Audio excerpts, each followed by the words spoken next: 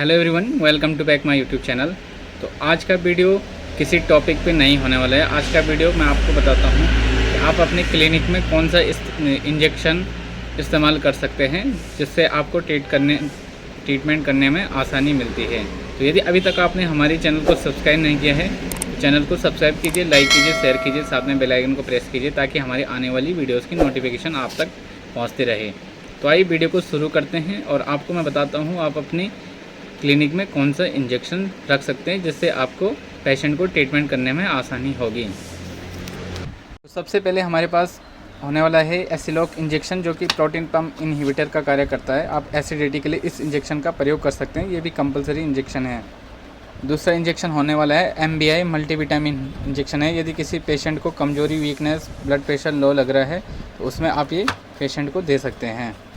इस इंजेक्शन का एक चीज़ ध्यान रखें, आप इसको IV जो ड्रिप सेट आप देते हैं तो उसी में डालकर आप इस इंजेक्शन को दें।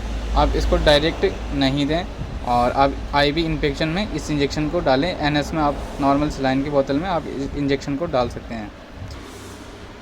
तीसरा इंजेक्शन होने वाला है ऑन्डेनसेट्रॉन इंजेक्शन। इसका प्रयोग वॉमिटिंग, उल्टी को रोकने के लिए किया जाता है। उल्टी मतली को रोकने के लिए किया जाता है। जो सबसे ज़रूरी इंजेक्शन है वो है डाइक्लोफिनेक। आप देख सकते हैं, इसको किसी भी दर्द में आप यूज कर सकते हैं, चाहे आपके पेट में दर्द हो रहा है या पूरी बॉडी में दर्द हो रहा हो, तो उसमें सबसे ज़्यादा चलने वाला इंजेक्शन होता है। तो ये सबसे कंपलसरी इंजेक्शन है डाइक्लोफिनेक इंजेक्शन, तो ये आपके उसमें ज़रूरी होना चाहिए। ये है लोकल एनास्थेसिया इंजेक्शन, जिसका प्रयोग आप टाँके मारने के लिए प्रयोग कर सकते हैं। तो इसका जब ज़रूरी हो तभी आप इसको इस्तेमाल करें, या टाँके वगैरह इसको सुन्न करने के लिए इसका प्रयोग किया जाता है। तो आप अपने हिसाब से इस इंजेक्शन का यूज कर सकते हैं, जितना इसका डोज है उस हिसाब से आप इसका प्रयोग कर सकते हैं। तो टाँके मारने के लिए और उस एरिया को सुन्न करने के लिए इसका प्रयोग किया जाता है। ये इंजेक्शन है न्यूरोवेन फॉर्ट। यदि किसी पेशेंट को न्यूरोलॉजिकल डिसऑर्डर हो रहा है, नसों संबंधी कोई दिक्कत आ रही है, तो उसमें आप ये न्यूरोवेन फॉर्ट इंजेक्शन दे सकते हैं। ये इंजेक्शन है इथामथाइलेट इंजेक्शन। यदि किसी पेशेंट को ब्लीडिंग हो रही है या कोई एक्सीडेंट ट्रामा हुआ है, तो उसमें बहुत ज़्यादा ब्लीडिंग हो रही है या पीरियड के दौरान हैवी ब्लीडिंग हो रही है, उसको रोकने के लिए इस इथामथाइलेट इंजेक्शन का प्रयोग कर सकते हैं। तो इसको आप अपनी क्लिनिक पे रखें, तो ये इमरजेंसी में काम आता है। ये है एंटीबायोटिक इंजेक्शन, अमीकासिन इंजेक्शन, और आप इसका प्रयोग बैक्टीरिया के संक्रमण में कर सकते हैं, या कहीं पे कोई चोट लगी, कोई फोड़ा फुंसी बना है तो उसको सुखाने के लिए आप इस इंजेक्शन का प्रयोग कर सकते हैं। ध्यान रखें, ये एंटीबायोटिक इंजेक्शन है, इसको प्रयोग करने से पहले ये किसी की बॉडी में एलर्जिक रिएक्शन भी कर सकते हैं। तो इसको लगाने से पहले आप इसकी सेंसिटिविटी टेस्ट करना बहुत ज़रूरी होता है।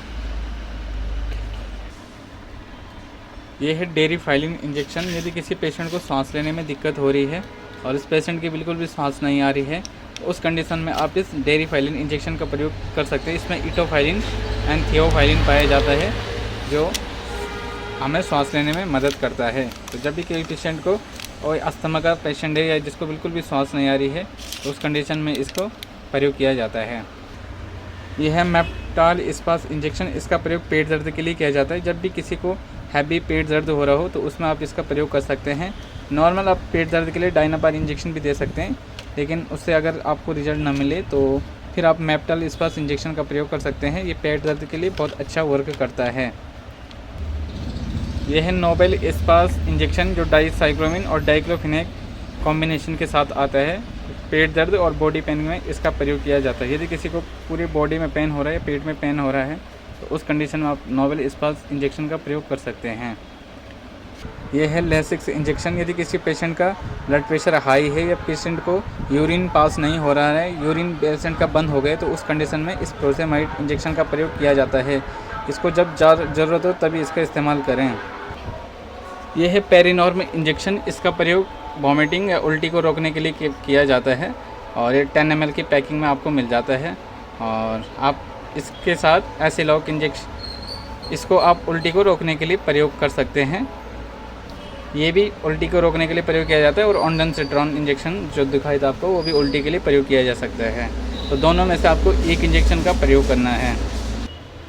यह है सेप्टेगियन 1 ग्राम इंजेक्शन, जिसका प्रयोग बैक्टीरिया को रोकने के लिए किया जाता है। एक एंटीबायोटिक होता है, आप टाइफाइड फीवर में इसका प्रयोग कर सकते हैं, या किसी प्रकार का बैक्टीरियल संक्रमण हो रहा है तो उस कंडीशन में आप इसका प्रयोग कर सकते हैं। ज़्यादातर इसका प्रयोग टाइफाइड के इलाज ट्रीटमेंट में किया जाता है। यह है एविल फिनेरामिन मेलिएट इंजेक्शन। इसका प्रयोग एलर्जी को रोकने के लिए किया जाता है। यदि कोई पेशेंट एलर्जी हो रही है, किसी को पूरे बॉडी में एलर्जी हो रही है, रेडनेस हो रही है, चकत्ते टाइप के पड़ रहे हैं, तो उस कंडीशन में आप एविल इंजेक्शन का प्रयोग कर सकते हैं। इसी प्रकार के इंजेक्शन आप अपने क्लिनिक में प्रयोग कर सकते हैं, जिसको आपको ट्रीटमेंट करने में आसानी मिलती है। तो यदि आपको वीडियो पसंद आई तो चैनल को ज़रूर सब्सक्राइब करें, लाइक करें और शेयर करें।